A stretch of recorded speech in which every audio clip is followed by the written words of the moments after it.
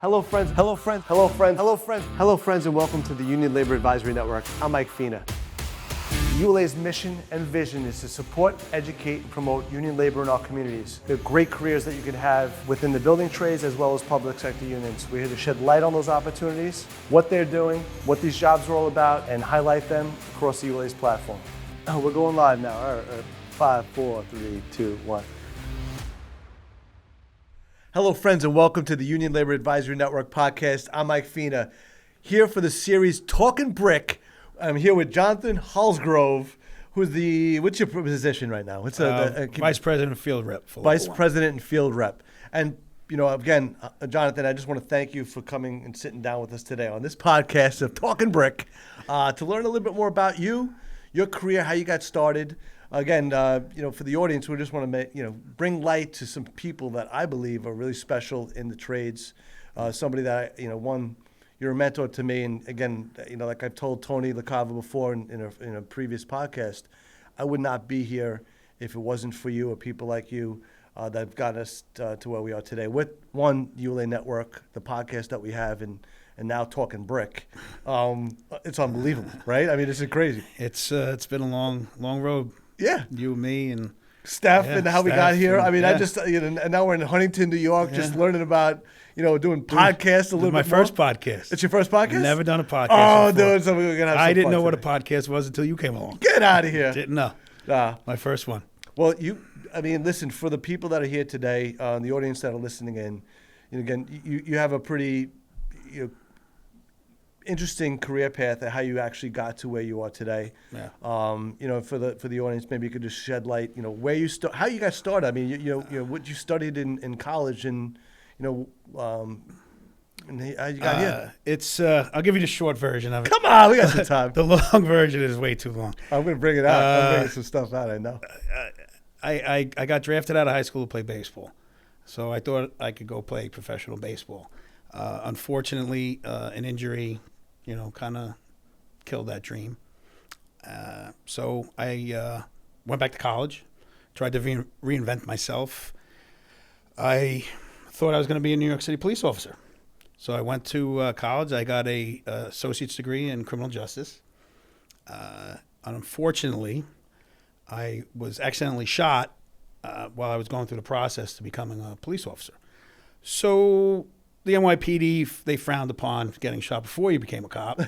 So that kind of killed that career. I did become a local 66 laborer for a couple of years out on Long Island. And after that, I decided that I was going to go, after I got shot and I recovered from it, I had an opportunity to go back to college. I went back to college for marketing and tried to work in an office. I had a little cubicle. I did not like the setting. It's too small for you? The box in the cube was just too small for Jonathan? Just the people, I just didn't like that setting, and I had to, go a different way. Fortunately for me, I had friends in the business, friends that were in Local 1, family that were in Local 1, so I kind of knew what the business was all about.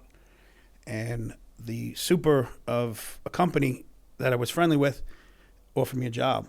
He goes, we'll sponsor you, go take a trade test, and get into Local 1. And that changed my life forever.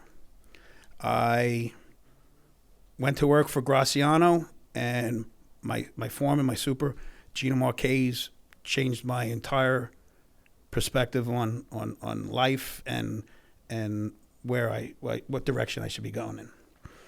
He always taught me one thing: whatever you do, whatever job it is, whether it's sweeping, cutting, pointing, whatever it is, laying brick, laying terracotta, take pride in it and make sure it's the best you can absolutely do. And I listen to those words every day in the back of my head from him. No matter what I do it the best of your ability. Leave it better than when you got it. And that's just the way I've been. Gino was more of more than a mentor. He was like a second father to me. So after 4 years of working there, the president of Local 1 at the time found out I had a background in marketing. and asked me to go work for the International Masonry Institute. IMI? Which, Is that the IMI? Yeah. To become one of the marketing directors, to go promote union masonry to architects and engineers and building owners and developers. I did not want to do it. Really? It wasn't for you? Wasn't for me. You don't want to go back into a box? I figured you'd probably be moving around if you were doing that. I love the guys I worked with. They were my family. Gina was like a father to me. The hardest part of my day was getting up in the morning. The rest of it was awesome, and I didn't want to lose that. But somebody came out, gave me a visit to my house, and said, "This happens only once in a lifetime. Take this opportunity and go for it."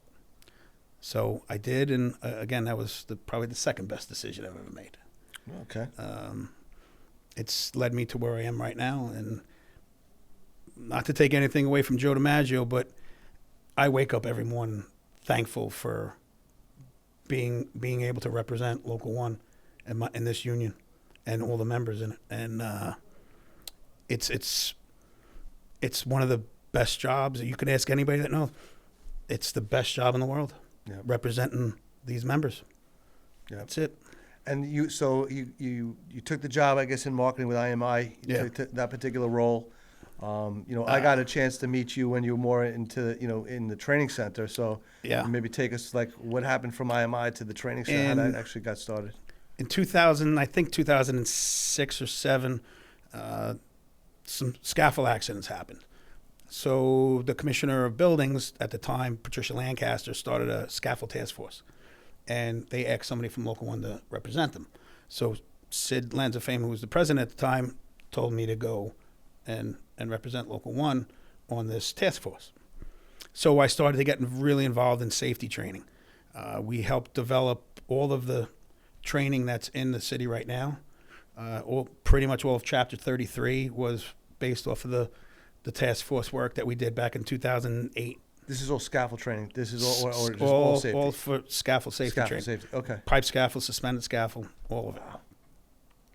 So the more and more I got involved in the safety training, I started to teach the classes. I started to teach OSHA, and after my predecessor at the training center, Dennis Holloway, retired, it was just a natural transition into becoming the director of training at MTEF. And then from there, again, how many people were going through the training center at the time when you first got started until like now? I mean, that's obviously it's pretty steady every year. We have about at least 100 pre-job coming through there, and I mean, with all the new training with the SST and OSHA, we have 2,500 members easily go through there every year for training. Wow. Yeah. So it's a very busy training center. It's busy every day, every night. It doesn't stop. And that training center is between both Local 7 and Local 1, right? So you have yes, our sister Local 7, is also in the building. So yeah, they are full service for Local 7 also in there, and their tile, marble, terrazzo is all pre-job, and their related training is all in the same building. Yeah. So tell me a little bit about the training center when you were running the center. I mean, you had the whole cast and crew that runs that center as well. I mean, you got a couple people that are there too. I'll be honest with you, I had the best team over there. They were all great at what they do, and they were just great. They were, and they're so supportive of me now and where I'm at now. And they were great to work with. They were so professional. And they came to work every day trying to make a difference and trying to help people.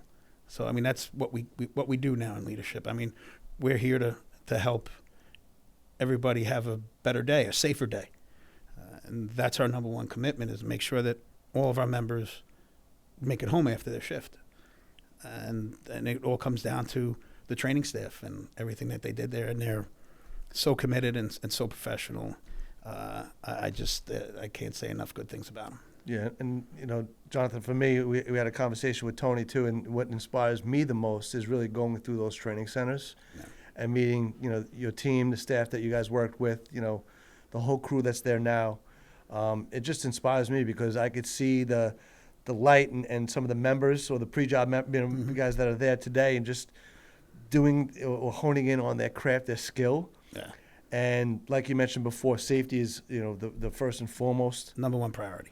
and then really just shaping your career and learning as much as you can through that training center, because you have the ability or the opportunity to take as many certifications and, you know, stack up your qualifications. Yeah, absolutely. To make more or do more. You know, all the certifications that we have in there, you know, as you want to, you know, move up in the food chain of a job site, you know, we compare it to another tool in the tool bag. Yep. You know, if you want to become a yawn installer, if you want to have a erected dismantler card so you can help maneuver the scaffold, modify the scaffold. You know, we give these opportunities to these kids, and a lot of them take it. And when you're in the training center and you're in pre-job, it used to be your pre-job or your apprenticeship was working for your father or your uncle, learning the trade. We don't have that nowadays. Nowadays, these kids are coming in here and they're just picking up a trowel for the first time. So the instructing comes a little bit different than, you know, back 20, 30 years ago. So we have to start from scratch. And not only do they have to, you know, help these kids learn the trade, you also have to guide them, because not a lot of these kids that are coming out know what a union is or what the labor movement meant or what still means to people today. If I asked the kid that came into pre-job, give me 2 examples of, you know, what the labor movement has done to make your lives and your parents' lives better, they would be, I don't know. You know, 8-hour workday, you know, overtime, right. Holidays off, right. You know, things like that. They don't know. Yeah, and so, I think, you know, that's where today and now in the world of social media or the world of communication and education, gets to really highlight those particular benefits and those values, to create that that solidarity or that connection with, you know, the training center, everything that you're doing from an education standpoint.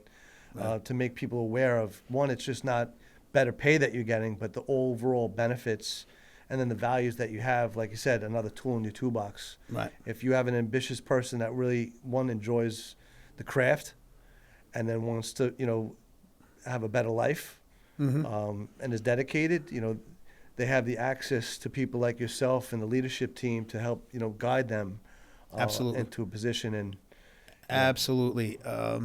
Whether it's at the training center or even at the union hall, our guys' phones are on 24/7. You know, the phones are always on. We're always willing to listen to somebody. You know, if somebody needs advice on what they should do on a job site or they're having a problem with somebody, that's what we're here for. We're here to help them guide them through it the best way possible. Right. And, I mean, that's another part of what it means to be in the leadership is be able to answer those questions and help these guys through whatever issues they are having. Yeah, and like I said, Jonathan, and no bullshit. I mean, again, you've been a mentor to me and a good friend, and helped lead me along my path and career in regards to educating or marketing what these career opportunities could really look like across different trades. I mean, again, I've had the fortune to work with Local 1, 7, 25 as the carpenters and some other groups, but really just to see what these career opportunities could be. Right. And then the access that they have through the training centers, and then the overall benefits that are out there that they, you know, can take advantage of and utilize. Well, I think nowadays, with the new generation, the millennials, and I think that it's going to be in the future. I don't know how far the future into the future is, but I see the millennials coming back and creating a new workforce in the building trades. I think they're going to start to realize that corporation work and going back to these big corporation companies, that there's not going to be room for them. I think AI is, taking over for production and for logistics and things like that. I think that they're going to start to realize that construction is going to be their focus, even coming out of high school. College is ridiculously priced at $200,000-$300,000 a year. You're going to come out of that with a 4-year degree and owing $200,000 instead of going into an apprenticeship program and having made over $200,000 in that 4 years. I think that they're going to start coming back around, and I think that's going to help us grow as for building trades members, I think it's going to grow. I think they're going to realize it because AI can't lay a brick, AI can't wash a window. I have a feeling that it's going to be kind of a revolution of people coming into the building trades for this next generation. I see it's like a hybrid of all that because the next generation is going to know how to utilize AI and take advantage of some of the information that's out there. Right. And then if you can, parlay that with the skill set where you can use your hands and have a skilled trade, and showcase the skills that you have, then the world's your oyster. Where you can pick up and transition and go to different locations. If you are the best in class, and take advantage of those training centers, certifications to really pad your resume on what you can do. Those are opportunities. Absolutely. Incredible. Yeah. I think that everything is going to start at they all start at the training centers. Nowadays, the careers start at the training centers, and it's up to the instructors in there to mentor them and push them in the right direction and put that work ethic into them, because nowadays the work ethic is lacking, because I just don't think they know what direction they want to go in. Right. So, but the training centers is pretty much where it starts. I'd like to take a quick break to thank our sponsor, General Vision Services, for all they do to help support, educate, and promote union labor in our communities. I'd like to thank them for all their sponsorship and support of the ULA Network. Thank you. I believe that wholeheartedly as well. And some of the, their mentors, not only just in the training center, but a journey person that may take that apprentice under their wing and say, this is how it gets done. Yep. And to be in a unionized position where you have a partner or somebody that's within your local that maybe can walk you through or keep you, focused or motivated. Yes. To grind through some of these particular jobs, because I could never do your profession. The cold weather is not for me. And some of the heights in some jobs, I just could never do it. Maybe I would. But I just, that's why, hats off to all the hard men, working men and women that are in the building trades. Absolutely. And even public sector professions that, they put their life on the line in certain ways, in certain areas. They get paid well. But like it goes back to, making sure that you have all the certifications and you take safety as a priority, that you can go home at the end of the night. It should be your number one priority. Yeah. Being safe on a job site every day. Yeah, and utilize the training to make sure that you're doing that, Yep, and pay attention while you're in that training. Yeah. Well, yeah, exactly. Pay attention while you're in there. Well, you see that as a trainer, right? Like again, it's a school. It is. It's hard to when you have a guy. Going back to when I first started, there's a member that's a 25, 30-year member, and I'm in there trying to teach them how to build a scaffold the right way, or the legal way. And they're telling me, that's not how we do it. That's not how we do it. We do it this way. I was like, well, that's not how the law says you have to do it now. Right. So it's hard for somebody to tell a guy that's been doing it, 25 years the wrong way. But you have to get it through to him because, it could kill, a first-year apprentice one day because he's doing it wrong. Right. And now because of the lack of skilled tradespeople, now there's like that influx, like you're saying, all the recruitment that's going on because we do have to gear up with the quality, skilled tradespeople in your craft and others.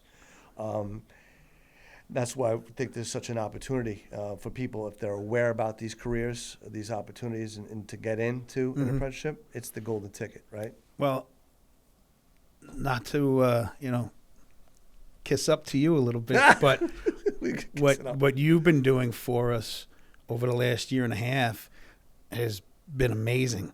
The amount of people that are interested in joining us, just from the social media that you've put together for us, that platform that you put together for us, has been astounding. Because we've never had this much attention drawn to this career, to these careers that we offer, and the amount of enthusiasm that these people are asking for to get in and become part of this. It's not from word of mouth. It's from all the social media that you started for us and you put together for us, and all the back end stuff on the websites and all that, where people can find us now and see what we do. is just an amazing job that you and Stephanie have done for us. It's really remarkable. Yeah. It really is. Well, thank you for that. And again, like I said, I wouldn't be here if it wasn't for you, and your belief and your background in marketing kind of shape what we want to do and what we need to get done. But it's your members that really we're able to get introduced to through the training center, and it's their message, it's their story. Yeah. But that's what they love about it. It's authentic, and it's people that that they're just out there. They're doing the work, and they're the ones sharing their stories, which I love them. I love it when they share their stories. Yeah, and that's what we're trying to do. I mean, that for me, if my role is to help inspire, educate, and promote what labor is all about, it doesn't come from the ivory tower. It doesn't come from. It comes from leadership as well. You have to have that opportunity to meet those members and your signatories. Yeah. To say, hey, listen, I started from here. This was a family, but we have a skilled trades pool at the training center that's the best in class. If like you're going to be a baseball player, you're bringing somebody up from the AAA team right now to go in, and you're in the major leagues right now, and this is the game you're going to be playing. This is the game. Yeah, this is the job. Yeah, and going back to that whole baseball analogy, it is all a team. It's a team effort. Absolutely. And it starts, it starts at the top, and it's all the way down to the first year apprentice. We're all in this together. It's not about one person.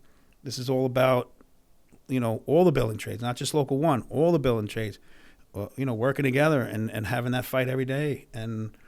But it starts at the top, and it's all a big team, and we just all got to work together and keep fighting, and because the labor movement can't stop.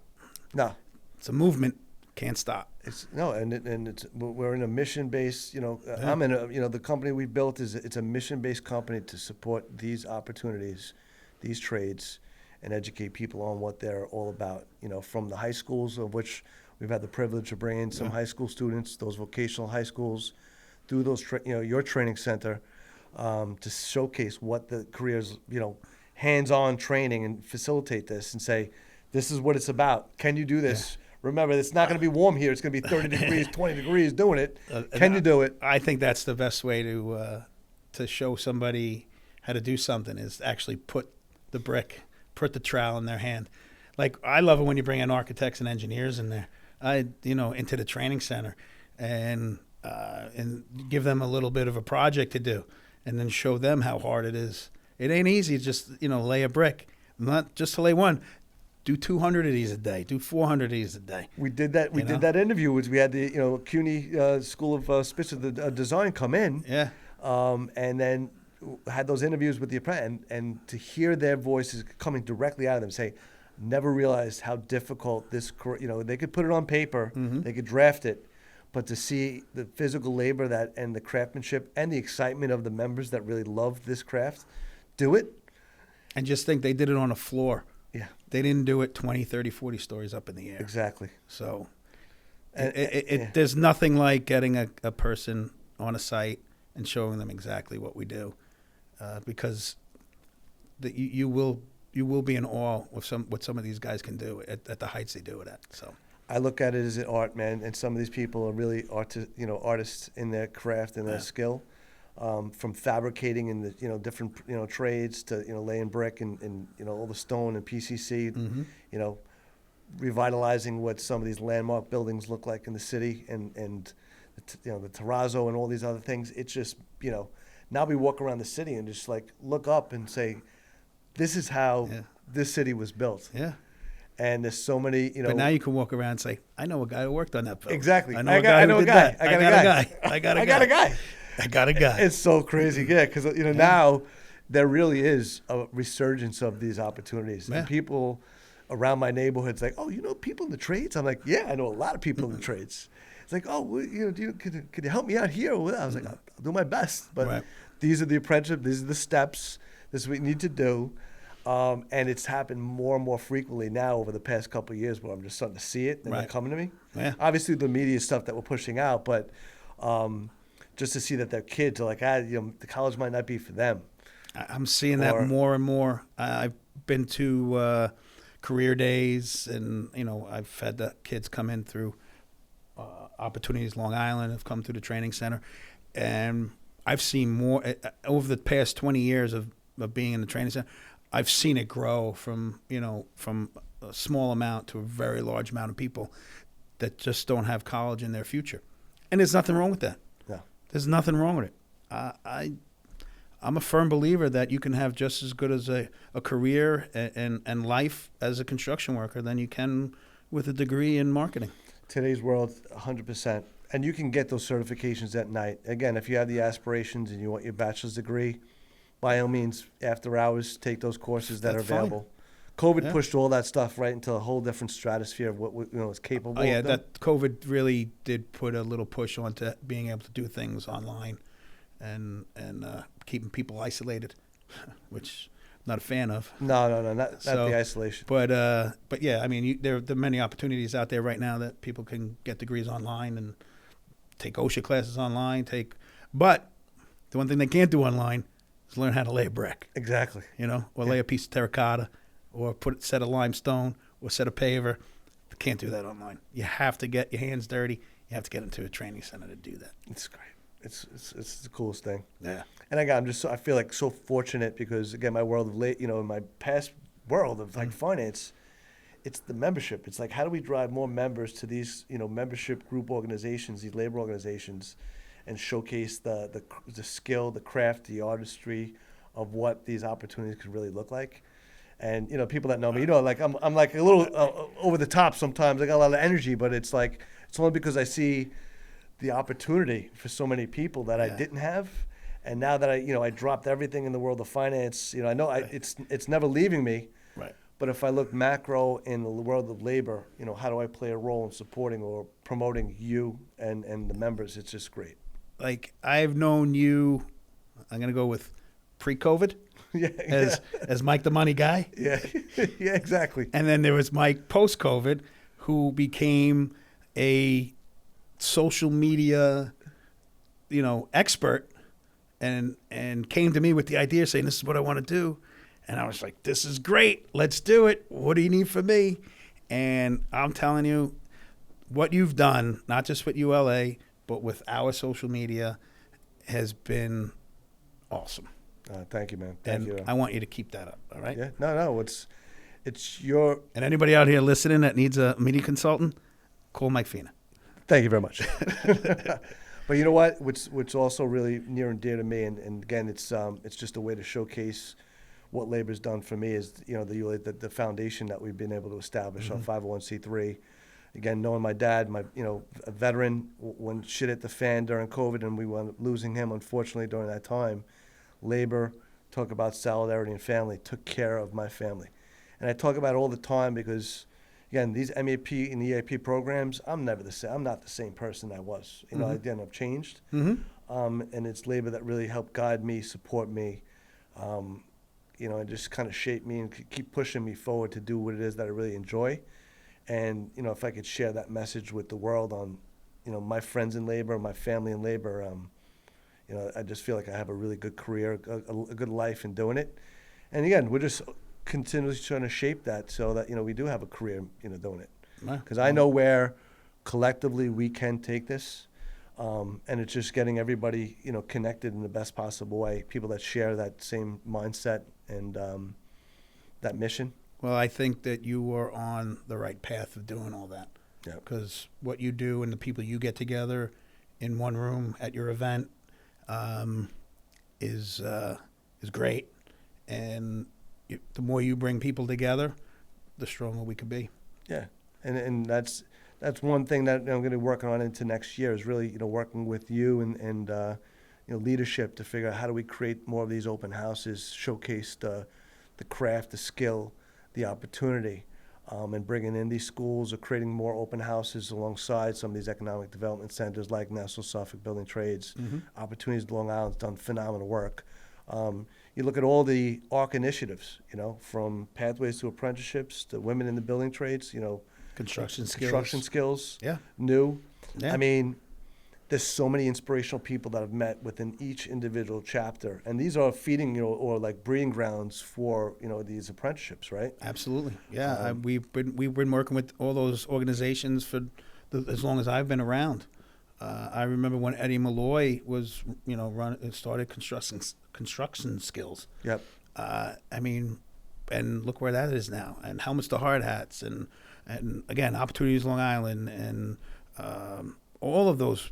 The work that they do is amazing. How they take these kids that are, on hard times sometimes, and they try and help them and point them in the right direction.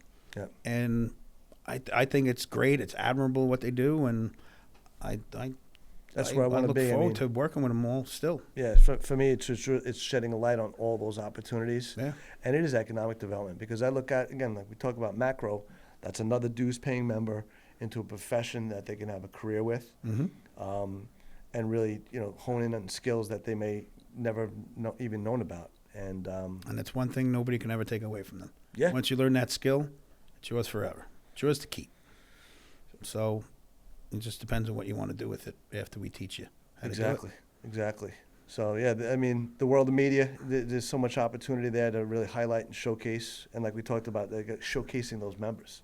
Yeah. I know sometimes I'm a pain in the ass because I'm asking for content all the time. It's like the world of like, he's always... Yeah, but the more you put it out there, the more that people see it, the more people they'll be willing to, hey, how about me? How about me? How about me? It'll be easier.